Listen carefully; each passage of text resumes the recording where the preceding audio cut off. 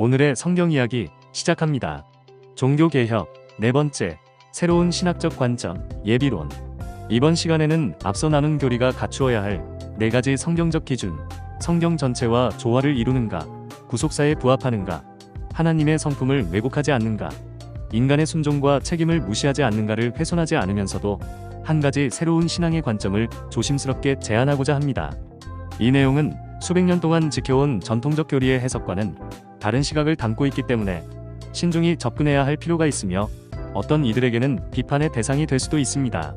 그러나 오늘날 많은 성도들이 하나님의 은혜를 가볍게 여기고 하나님의 사랑과 죄를 가볍게 여기는 분위기 속에서 살아가고 있는 현실을 볼 때 더 깊은 회개와 참된 순종으로 인도하기 위한 방향이 필요하다는 문제의식을 가지고 이 관점을 정리하게 되었습니다. 저는 이 신학적 관점을 예비론이라 명명하겠습니다. 하나님께서 하시고자 하는 일을 미리 준비하셨다는 뜻에서입니다. 이를 보다 쉽게 이해할 수 있도록 목걸이를 만드는 장인의 비유로 풀어보겠습니다. 하나님은 세상을 창조하시면서 하나님의 영광을 드러낼 구속사의 목걸이를 계획하셨습니다. 그분은 그 목걸이에 사용될 보석들의 모양과 위치를 미리 정해 놓으셨고 그 자리에 어떤 사람이 들어갈지 살피십니다. 그리고 하나님의 뜻에 순종하는 자를 택하여 그 계획된 자리에 앉히십니다. 때로는 그 보석을 연단하고 다듬기 위해 시련이나 대적하는 사람을 연마, 도구처럼 사용하시기도 합니다. 끝까지 순종하는 사람은 그 예비된 자리에 들어가게 되며 순종하지 않거나 다른 사람의 신앙을 괴롭게 한 자는 결국 도구로만 쓰이다가 버려집니다.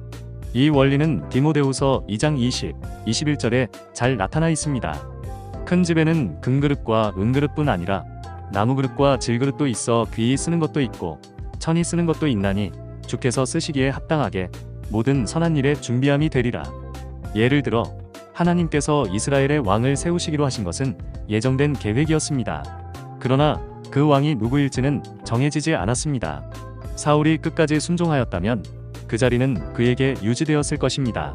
그러나 사울이 불순종하였고 다윗은 순종하였기에 하나님의 계획은 다윗을 통해 이루어진 것입니다.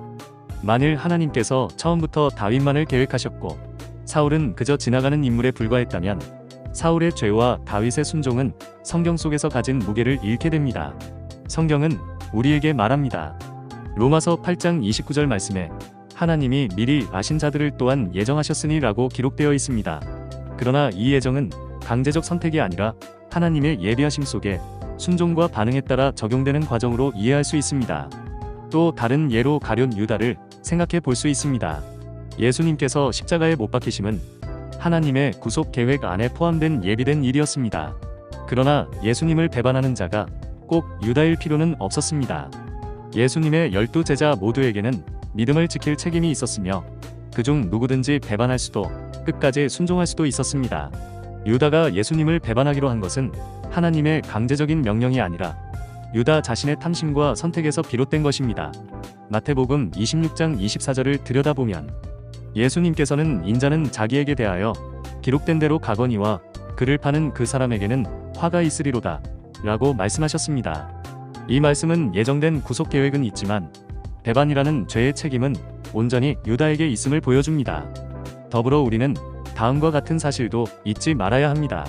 하나님의 대속 사역은 결코 유다의 배반이라는 단 하나의 경로에 의존하지 않습니다.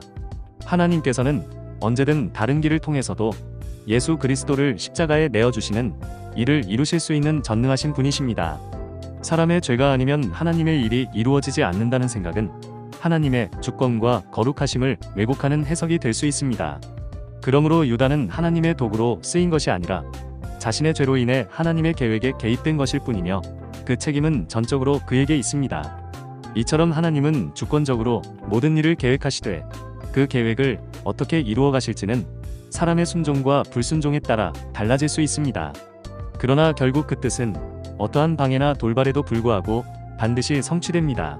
하나님을 사랑하는 자, 곧 그의 뜻대로 부르심을 입은 자들에게는 모든 것이 합력하여 선을 이루느니라 라고 로마서 8장 28절에 기록되어 있습니다.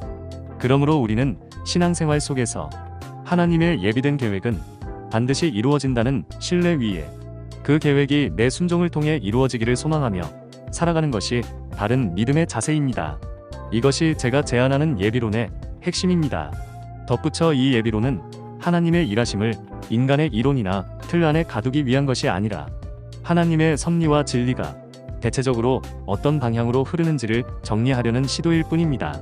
하나님은 언제든 이 관점과 다른 방식으로도 역사하실 수 있는 주권적인 분이시며 우리는 그것을 항상 예외적 특수성으로 열어두어야 합니다.